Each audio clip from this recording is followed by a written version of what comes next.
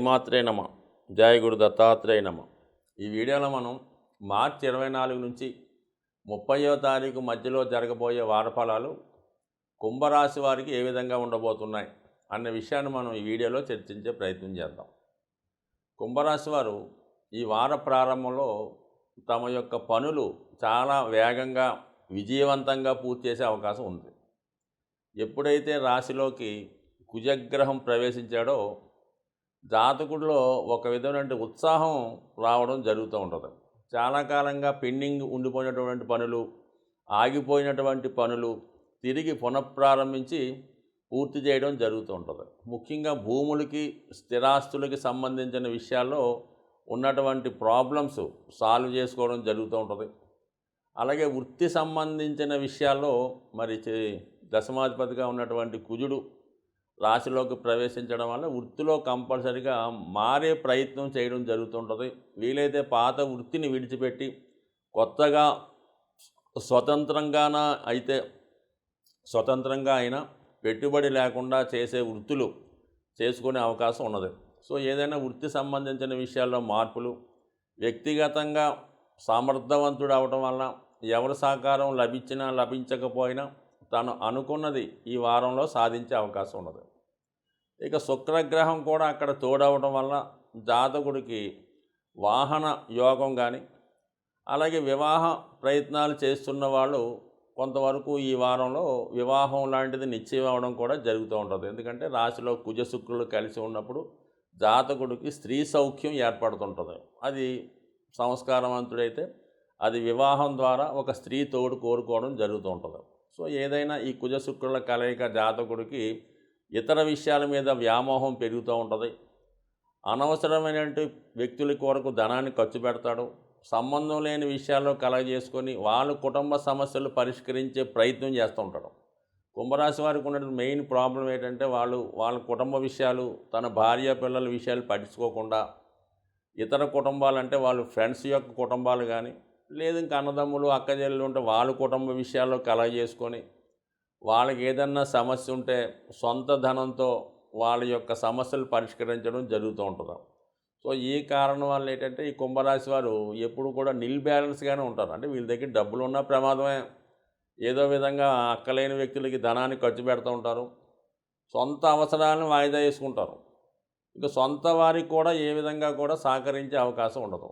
కానీ ఇతరులకి వాళ్ళ సౌకర్యాలు చూస్తూ ఉంటాడు, వాళ్ళకి అవసరమైనటువంటి ఏర్పాట్లు చేస్తూ ఉంటాడు. మరి ఈ సమయంలో ఎక్కువగా మరి శుక్రుడు చేరటం వల్ల అంతరంగంగా జాతకుడు ఇతరుల కొరకు ధనాన్ని ఖర్చు పెట్టడం జరుగుతుంది. సరే ఇప్పుడు ఈ టైంలో కుజుడు శని కలిసి ఉండడం వల్ల పారిశ్రామిక రంగంలో ఉన్న వాళ్ళకి, ఇండస్ట్రీస్ రంగంలో ఉన్న వాళ్ళకి కొత్తగా ఏదైనా ఉపాధి అవకాశాలు ప్రయత్నం చేయడం కానీ, లేదంటే ఆల్రెడీ ఏదైనా వ్యాపారం చేస్తుంటే వాళ్ళకి ఏదైనా సహకరించడం కానీ జరుగుతూ ఉంటుంది. బట్ ఏదైనప్పుడు కూడా ఈ కుజశనులు జాతకంలో కలిసి శుక్రుడితో కలిసి ఉన్నప్పుడు ఈ వారంలో జాతకుడు తొందరపడి ఏ నిర్ణయాలు తీసుకోకూడదు.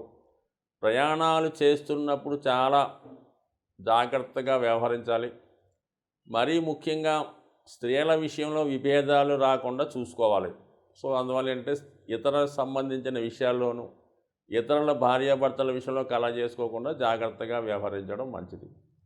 మరి ధనస్థానంలో రవి బుధగ్రహ సంచారం ఈ వార ప్రారంభంలో ఉండడం జరుగుతుంది. మరి ఒక విధంగా చెప్పాలంటే రాహుతో రవి బుధులు కలిసి ఉండడం వలన కుటుంబ సంబంధించిన విషయాల్లో ఏదో ఒక చికాకు ఇబ్బంది వచ్చే అవకాశం ఉంది. అంటే రవి తండ్రి కారకుడు అవటం వల్ల, రాహుతో కలిసి ఉండడం వల్ల అంటే మీ కుటుంబంలో మీ ఒకరికి కానీ, మీ తండ్రి గారికి కానీ ఏదో ఒక అనారోగ్య సమస్యలు, లేదంటే దీర్ఘకాలికంగా ఉన్నటువంటి హెల్త్ ప్రాబ్లమ్స్ ఈ సమయంలో బయటపడడం వల్ల మరి ఖచ్చితంగా వైద్యుల్ని సంప్రదించడం, తొందరగా ఏదో ఒక వైద్యాన్ని, ఒక డాక్టర్ని సంప్రదించవలసి రావడం వల్ల జరిగే అవకాశం ఉంది. కాబట్టి ఏ విధంగానైనా సరే మీ కుటుంబంలో ఉన్నటువంటి వారి ఆరోగ్య విషయంలో కూడా అంటే జాగ్రత్త వహించడం మంచిది. అలాగే ఒకటి అనుకుంటే ఇంకోటి జరిగే సూచనలు ఉన్నాయి. కుటుంబ విషయాల్లో ఇతరుల జోక్యం కొంత అసహనాన్ని, ఇబ్బంది కలుగుతూ ఉంటుంది. సో ఏదన్నా మొత్తం మీద ఈ కుంభరాశి వారికి ఏదో ఒక ఉపయోగపడే విషయం మంచిది ఏంటంటే ఒక మంచి ఉత్తముడైనటువంటి స్నేహితుడి వల్ల మీ యొక్క సమస్యలు పరిష్కారం అయ్యే అవకాశం ఉన్నది.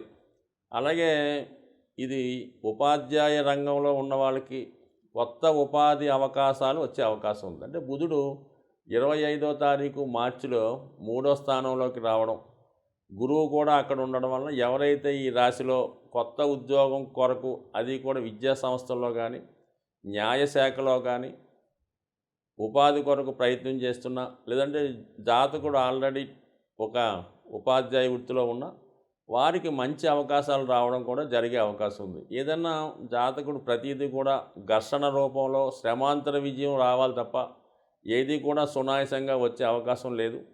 బట్ ఏదైనా మరి అక్కర్లేని విషయాలు కలగజేసుకొని ఇబ్బంది పడకుండా సాధ్యమైనంత వరకు మన పని మనం చూసుకుంటూ ఎవరి జోలికి వెళ్లకుండా ఉండడమే ఈ వారం ఈ రాశి వారికి ఉత్తమమైన మార్గం.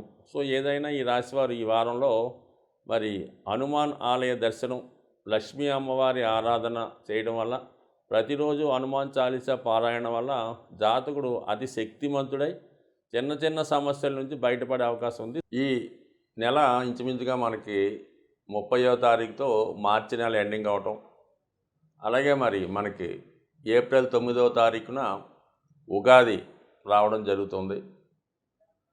సో అలాగే మనకి శ్రీరామనవమి కూడా ఏప్రిల్ నెలలో రావడం జరుగుతూ ఉంటుంది. అంటే ముఖ్యంగా ఏంటంటే ఈ ఏప్రిల్ నెల అంటే మే తర్వాత వివాహ ముహూర్తాలు చాలా వరకు లేకపోవడం వల్ల చాలా వరకు వివాహ విషయంలో తొందరపడడం జరుగుతూ ఉంటుంది.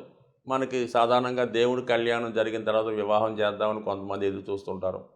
సో అతి కొద్ది రోజులు మాత్రమే సమయం ఉండడం వల్ల ఎవరైతే చాలా కాలంగా వివాహ ప్రయత్నాలు చేస్తూ ఏదో విధంగా సంబంధాలు బాగా దగ్గరకు వచ్చి మిస్ అవ్వడం కానీ, ఈ అనేక కారణాల వల్ల మరి వివాహాలు ఆలస్యం అవడం జరుగుతుంది. మరి రాబోయే శ్రీరామనవమి ఖచ్చితంగా వధూవరులకి శీఘ్ర వివాహం జరగడానికి ఒక అనుకూలమైనటువంటి పరిహారం అనొచ్చు, ఒక పుణ్య కార్యక్రమం కూడా అవ్వచ్చు. ఎవరైతే వివాహం కొరకు ఎదురు చూస్తున్నారో వారి యొక్క తల్లిదండ్రులు వివాహ శ్రీరామనవమి యొక్క పట్టాభిషేకం రోజు అంటే సీతారామ కళ్యాణం రోజు సంపూర్ణంగా మరి ఆ కళ్యాణాన్ని చూడటం వల్ల, ఆ కళ్యాణంలో పాల్గొని సీతారాములకి వేసినటువంటి తలంబరాలు కొన్ని తీసుకొని మరి ఎవరికైతే వివాహం జరగవలసి ఉన్నదో వాళ్ళు విధి విధానంగా అమ్మవారిని అయ్యవారిని తలుచుకొని ఆ తలంబరాలు తల మీద ధరించడం వల్ల చాలా వరకు వివాహం మళ్ళా శ్రీరామనవమి వచ్చే లోపల 100% కొన్ని వేల మందికి ప్రత్యక్షంగా చూడడం జరిగింది. లేదు పేరెంట్స్ అవకాశం లేకపోతే స్వయంగా ఎవరికైతే వివాహం జరగాలో వాళ్ళు ఈ సీతారాముల కళ్యాణంలో పాల్గొని విధి విధానంగా ఆ తలంబరాలు తల మీద వేసుకోవడం వల్ల ఖచ్చితంగా వివాహం జరగడం జరుగుతుంది. అలాగే ఎవరైతే వైవాహిక జీవితంలో ఇబ్బందులు పడుతున్నారో, భార్యాభర్తల మధ్య సమస్యలు ఉన్నాయో అటువంటి వారు కూడా ఈ సీతారామ కళ్యాణం తిలకించడం వల్ల 100% వాళ్ళ యొక్క సమస్యలు కూడా పరిహారం అవడం జరుగుతూ ఉంటుంది. సో అలాగే ఏంటంటే మరి రేపు రాబోయే ఉగాది రోజు ప్రతి ఒక్కరూ కూడా విధి విధానంగా ఆ రోజు మరి ప్రత్యక్షంగా మీకు అవకాశం వస్తే ఎవరైనా పంచాంగం చదివినప్పుడు అది వినడం కానీ, లేదంటే మనకి టీవీలో మాధ్యాల్లో ఈ పంచాంగ శ్రవణం ఆ రోజు అంటే ఉగాది రోజు ఎవరు రాజు ఎవరు మంత్రి అనే విషయాలు చెప్తూ ఉంటారు. కాబట్టి అంటే ఉగాది రోజు పంచాంగ శ్రవణం మీరు వినడం వల్ల కంప్లీట్గా జాతకంలో ఉన్నటువంటి గ్రహ దోషాలు తొలగి ఆ గ్రహాలు మీకు అనుకూలంగా మారే అవకాశం ఉంది. కాబట్టి మనకి చాలా కాలంగా ఈ పంచాంగ శ్రవణం కంపల్సరీగా ఆచరించడం, ఆ విధంగా మరి మిత్రులకు కలుసుకోవడం కానీ, పెద్దవాళ్ళని సత్కరించడం కానీ ఆ రోజు చేయటం వల్ల ముఖ్యంగా మరి ఆ రోజు మీరు పంచాంగాన్ని ఖచ్చితంగా విని, అలాగే మీ పెద్దవాళ్ళకి మీ శ్రేయోభిలాషులకి వీలైనంత విధంగా మీరు ఆ రోజు కలుసుకొని బహుమతి రూపంలో ఇవ్వచ్చు, లేదంటే వాళ్ళకు ఒక నమస్కారం పెట్టడం వల్ల వాళ్ళ ఆశీర్వాదం తీసుకోవడం వల్ల 100% కూడా ఆర్థికపరమైన సమస్యలు తొలుగుతాయి. గ్రహాలు మీకు ఆ సంవత్సరం అంతా కూడా అనుకూలంగా ఉండి మీ యొక్క విజయానికి కారణమవుతుంటాయి. సాధారణంగా మనం నవగ్రహాల్ని ఆరాధించడం వల్ల, నవగ్రహాల యొక్క విశేషాలు తెలుసుకోవడం వల్ల ప్రతి గ్రహం కూడా వాళ్ళ యొక్క జాతకుడికి అనుకూలంగా ప్రవర్తించే అవకాశం ఉంటుంది. సో ఏదైనా మనం ఎంత నమ్మితే గ్రహాలు మనల్ని అంతగా లాభాన్ని ఐశ్వర్యాన్ని ఇవ్వడం జరుగుతుంటాయి. ఇది నమ్మకంతో కూడుకున్నది. కానీ మనం శాస్త్రాన్ని శాస్త్రానిగా నమ్మడం వల్ల ఖచ్చితంగా మంచి జరిగే అవకాశం ఉంది. స్వస్తి.